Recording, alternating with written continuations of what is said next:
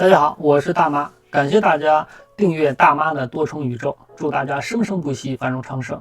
那今天呢，继续读《今天》这本书，包含了366个郝广才老师精挑细选的真人真事啊。那现在呢是7月20号，这个标题呢是个人的幸运，世界的灾难。如果有上帝，有时候你真不知道上帝的真实意图是什么。他让一个人运气异常好，而因此却让千千万万人陷入厄运，是什么道理呢？克劳斯·冯·施陶芬贝格上校是德国战功卓越的军官，他年轻时是纳粹支持者，希特勒的信徒。1943年，他在北非战场受重伤，失去左眼、右手臂和左手2根手指。回柏林养伤时，他思考纳粹的疯狂，德国的前途。心中浮现一个计划，暗杀希特勒。事情就是这么巧，因为他复原后再也无法上前线，加上重伤有功，所以被指派的新工作是瓦尔基里计划。这个任务是元首出现不测时，由他负责指挥应变和维持政府秩序，所以他有很多机会直接进入希特勒的军事指挥中心，号称狼窝的秘密碉堡，和希特勒一起开会。1944年6月，盟军登陆诺曼底，推动了施陶芬贝格刺杀希特勒的决心。1944年7月20日，他奉命到狼窝参加一个会议，并决定在这一天动手。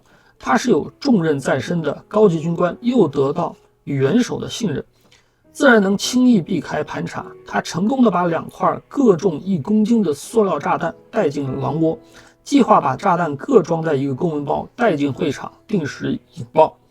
当他的手下帮他装好一个炸弹，正要接着装下一个时，刚好有人敲门进来，通知他去开会。于是他抓起公文包就往会议室去，身上只带了1块炸弹。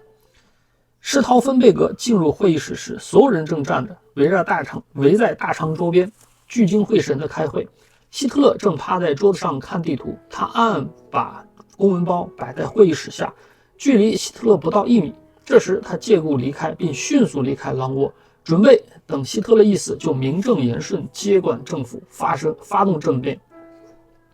30分钟后，炸弹在他设定的时间爆炸了，顿时天摇地动，血肉横飞，地板整个凹陷，天花板也塌陷，会议桌被炸得粉碎，20多个开会的死了4个，其他都重伤。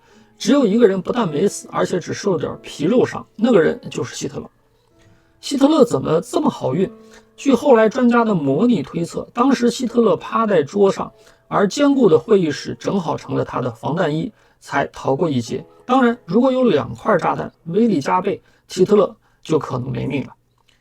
施陶芬贝格上校当天就被逮捕，午夜前被枪决。这件案子牵连很广，德国战神隆美尔也牵涉在内，后来被希特勒要求自杀。希特勒这下更相信自己是老天庇佑，战无不胜的。